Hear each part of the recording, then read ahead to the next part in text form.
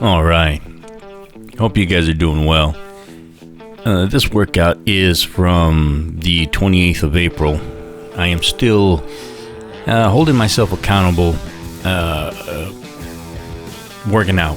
The posting and creating stuff is, it falls behind every once in a while, just the way my sleep is going lately, and the way that my job is working. I'm just, and I got vacation coming up, so I'm doing a little bit extra and whatever, man. I'm just the laundry list of excuses as to not working out, just posting up on a more consistent basis.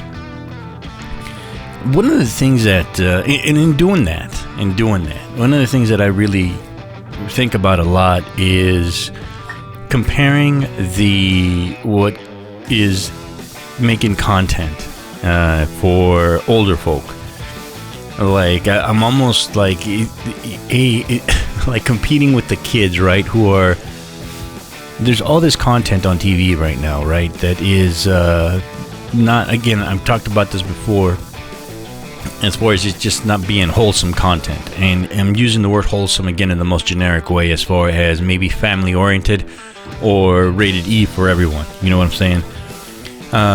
To where there's a lot of violence, and then there's a lot of let's just say sexism on both sides, and there's a lot of just overall even racism as well.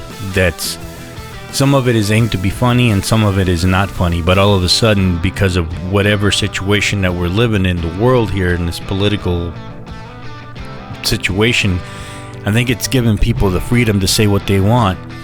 And in a way, I don't know how the platforms, again, I've talked about this before, I don't know how the platforms are allowing for these situations to happen, to where you have little kids using the N-word in a very derogatory, non-ironic, and non-humorous way, and which is really meant to be bad, you know. And it's just kind of crazy how that content is just seeping through. Well, I'm not trying to do any of that, but at the same time, I start to think about, you know, what does a almost 50-year-old person have to, you know, contribute to this? And I do have a lot to contribute as far that is boring. The only reason I'm doing these workout videos is again the underlying thing is to hold myself accountable to working out and to creating content. I'm a camera guy. I love photography. I can always do, and I can join the millions of channels that are involved in photography. I love music, and I love a lot of other things as well. The issue with all of that is this is my channel, and while all those other channels, if you look up, hey, photo review for this, that, and the other, photo review for this, and let's talk about this, or, you know, let's talk about anime, or let's talk about working out, all those channels are just one head, one spearhead, one direction, one mind, one mission. You look at the photography channel, all they do is they talk about photography. You look at an anime channel, all they do is talk about anime, and there's a lot of those. You look at a guitar channel, all they talk about is guitar and gear and anything directly associated with that. I follow a few people as well that talk about music as far as recording and mixing, and that's all they talk about. But what we don't get is personal content from any of them. And that's kind of weird to me in a sense, but understandable. They're not there to tell you about their lives. They're not there to tell you about their workout routines. They are there to tell you specifically about what it is that they know and what their profession most of the time lies in. Do I want to know something personal about them? I don't know. Maybe not. The one guy I do follow, that Sound Spectre, he talks about, he's a metalhead, and he talks about recording music, recording guitars and mixing them and things, and it's a very good channel, very informative, backed with a lot of his opinions, quote unquote, and his ideas is backed with a lot of data. And every once in a while he talks about, you know, and I think he makes a lot of money from this YouTube channel, to where it's possibly a very big source of income for him. He was on there daily, and then one day he kind of disappears for a little bit, and then he comes back. Well, it turns out that unfortunately he has personal issues. His wife is sick, and if you want the details, you can go to the channel. But it's not like he gives a lot of details to what is going on. He's not going in depth. He's not vlogging about it. He's not putting his wife on, and he's not going into many details. If he has another channel, I don't know about it. But the amount of personal information that is given on his channel is very minimal, at least. There's a couple boxing channels that I follow that are very informative. There's a couple of girls that have... there's one girl no longer has her boxing channel for whatever reason. The other one, Chicana Boxing, is just started to post again, and I follow her. And again, she has... just basically talks about boxing and very little to do in her personal life. Of course, if you follow her Twitter and whatever have you, there's a lot of more personal info on that, right? Well, let me take a little sip of my coffee here. So there's not a lot of personal touch to these channels, is what I'm saying.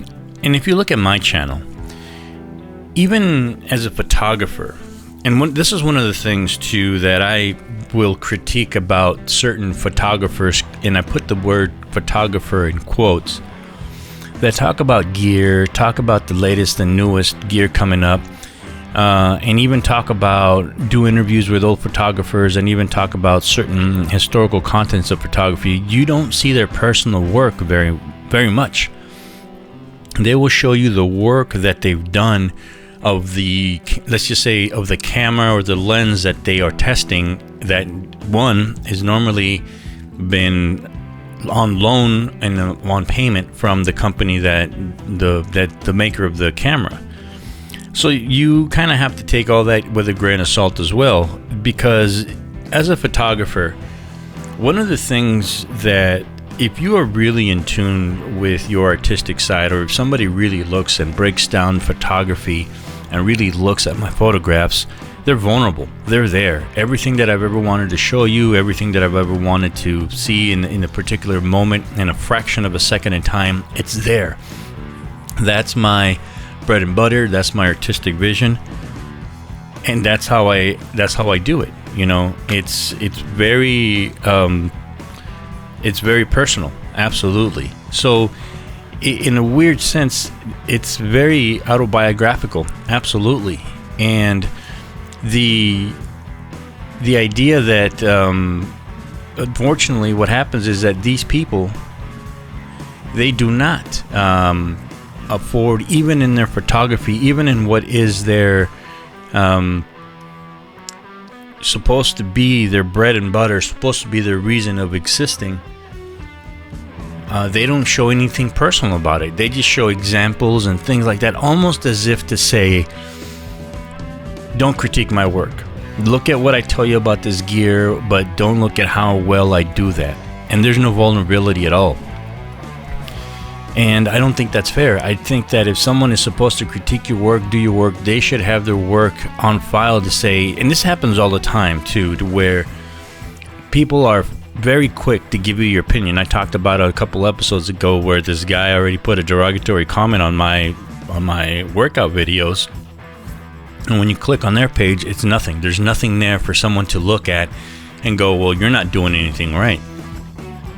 And so you get into a situation where these people that offer these critiques, that have these ideas, they themselves do not have the technical ability nor the talent to be talking about these things, but they have the charisma and the business-minded sense to do so. And so this is one of the other reasons to where I don't want to sort of channel my YouTube channel, if you will, just down one pathway. It's very personal. I don't have like a business name on my YouTube. It's just D De La Cruz. It's my name.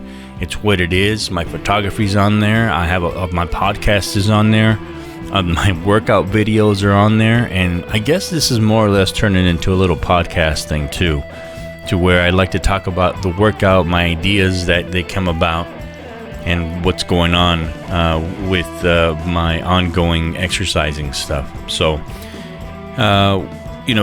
these are my ideas as far as an old man making content, to where I'm on purpose, and even I think, and I'm saying on purpose on, again, a more very loose term, because I think that like, even if I could make that kind of content, I don't think I would. I'm never going to get to the point where, let's just say I do have that six-pack and go, hey guys, I've been showing you this work for years, this, that, and the other. Now look at me in the gym, and I'm going to take my phone or my camera with me to the gym, and I'm going to show you my workout. Like, I don't ever see the point in that. I don't see the point in somebody showing themselves work out, other than you are trying to sell subscriber tickets to a different site. I don't know. Maybe not. But again, I'm not. If you know what I mean, you know what I mean. I'm gonna leave it ambiguous as that. But all right, enough rambling for this workout. I will talk to you soon, and I will have I have another idea that I'm thinking about on the next day here. So take it easy. I'll talk to you soon, and enjoy your youth.